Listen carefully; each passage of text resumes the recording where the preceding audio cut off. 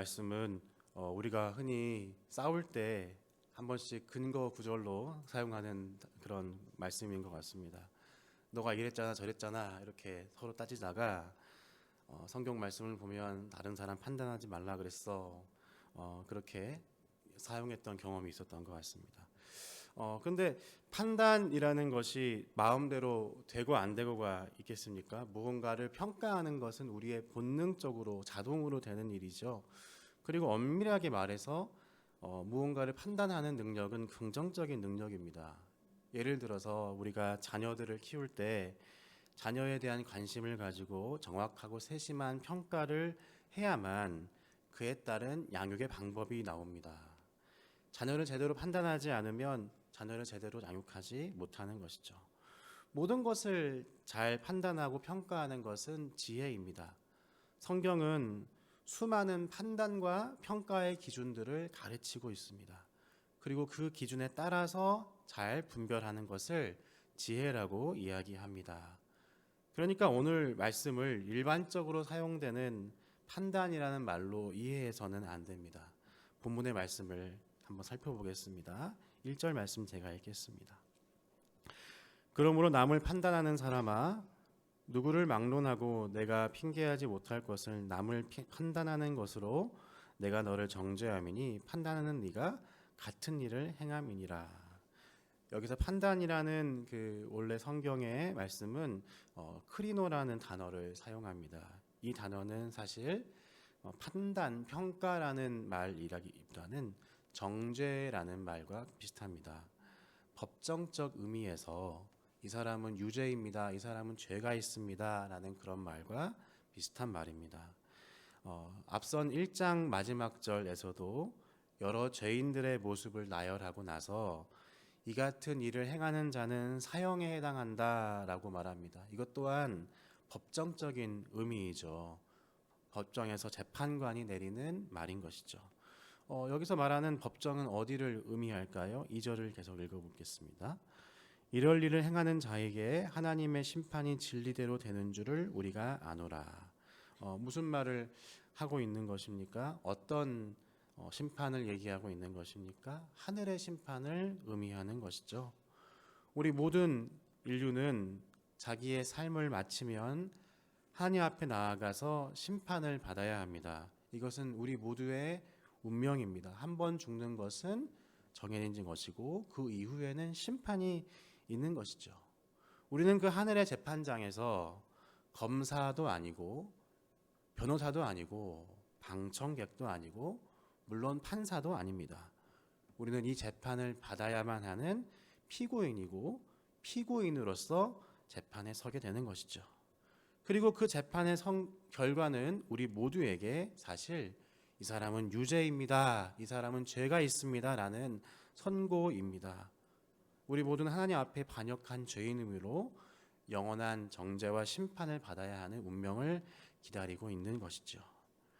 그런데 본문은 이 재판장에서 피고인으로 서 있어야 하는 사람이 자신이 피고인으로 서 있다는 사실을 기억하지 못하고 마치 자신이 재판장이라도 되는 것처럼 다른 피고인들을 재단하고 평가하고 있는 문제를 아주 엄중하게 다루고 있는 것입니다. 3절 4절을 제가 읽어보겠습니다. 이런 일을 행하는 자를 판단하고도 같은 일을 행하는 사람아, 네가 하나님의 심판을 피할 줄로 생각하느냐? 혹 네가 하나님의 인자하심을 너를 인도하여 회개하게 하심을 알지 못하여 그의 인자하심과 용납하심과 길이 참으심이 풍성함을 멸시하느냐? 아주 심하게 꾸짖고 있죠. 다른 사람을 판단 조금 했다고, 정죄 조금 했다고 이렇게까지 심하게 이야기할 수 있습니까? 심지어 그것이 하나님을 멸시하는 것이다 라고까지 말할 수 있습니까? 왜 이렇게 이야기할까요?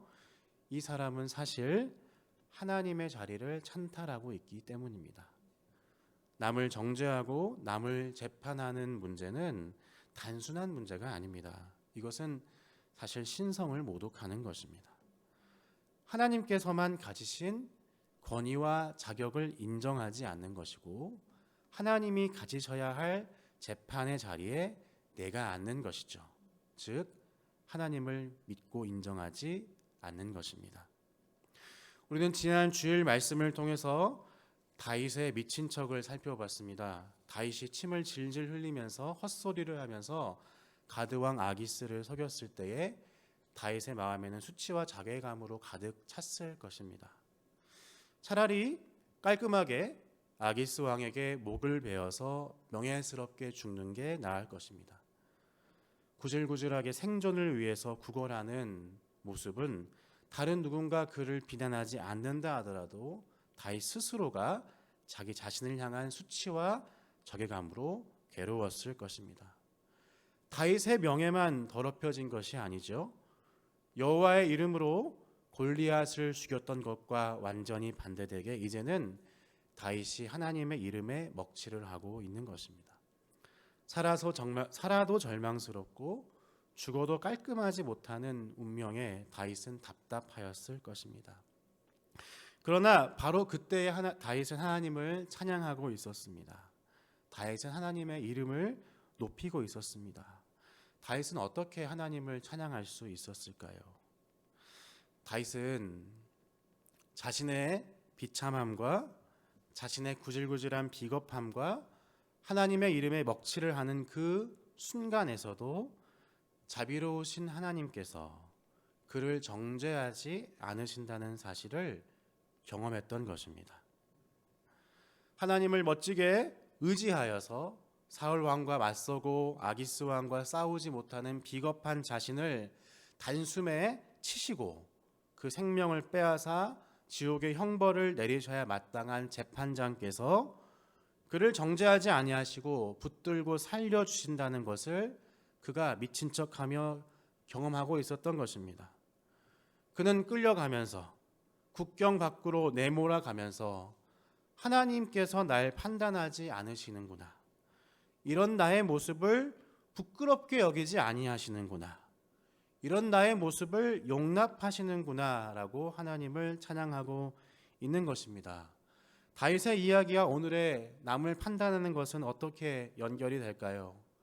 남을 정죄한다, 남을 판단한다는 것은 사실은 더 중요하게는 스스로가 재판장이 되어서 자기 자신을 판단하고 있다는 것과 같은 말입니다.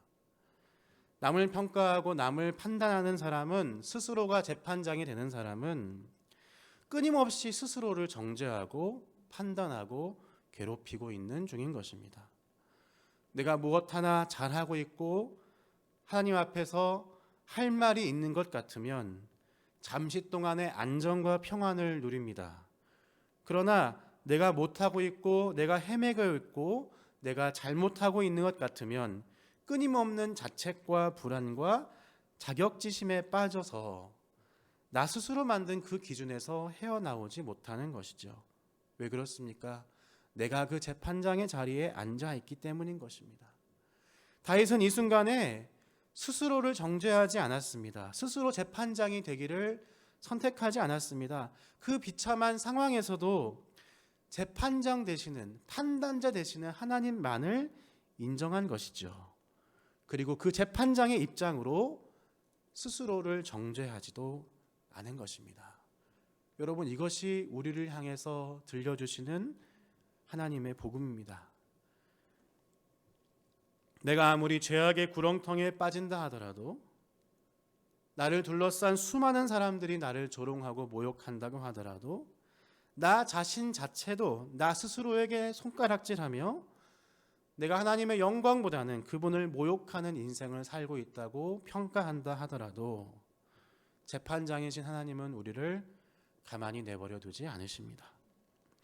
죄와 오물로 투성이가 되어버린 우리를 불쌍히 여기시고 그 품에 안으사 예수 그리스도의 보혈로 씻어주시는 것이죠.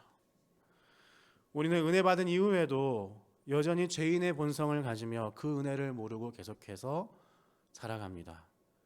그렇지만 내가 그렇게 살아간다 하더라도 우리의 주님이신 예수 그리스도는 나를 죄인으로 판단하지 않으십니다.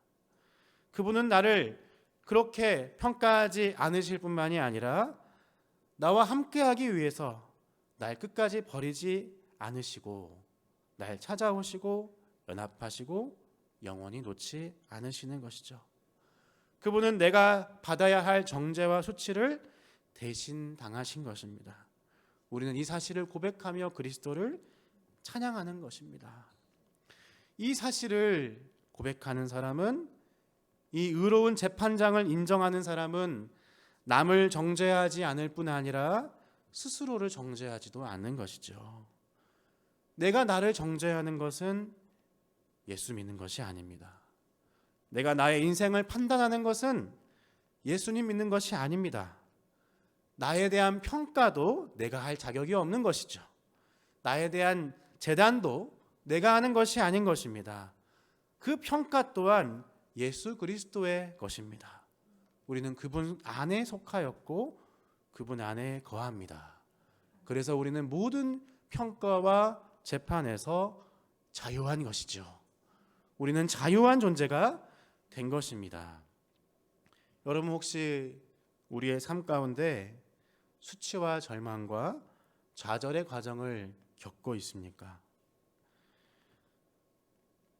우리의 삶이, 우리의 지난 과거가 마치 다윗의 모습과 같이 하나님의 영광을 위해서 살겠다고 고백해 놓고서 오히려 사고만 치고 오히려 그분의 이름을 모독하는 현장에 있지는 않습니까?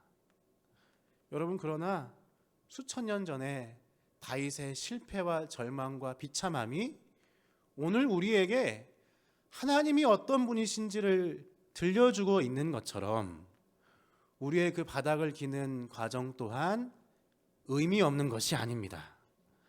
우리의 삶은, 우리의 삶의 의미는 내게 있는 것이 아니기 때문입니다.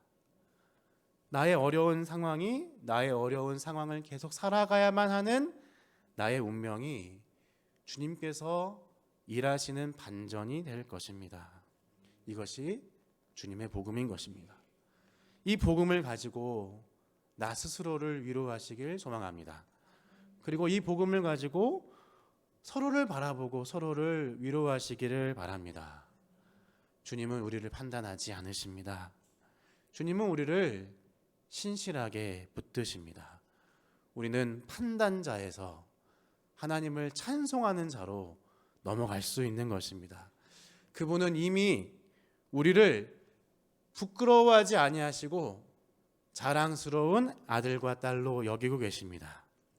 그 자녀로서, 찬송하는 사람으로서 오늘 하루 살아가시길 주님의 이름으로 축복드립니다. 기도하겠습니다.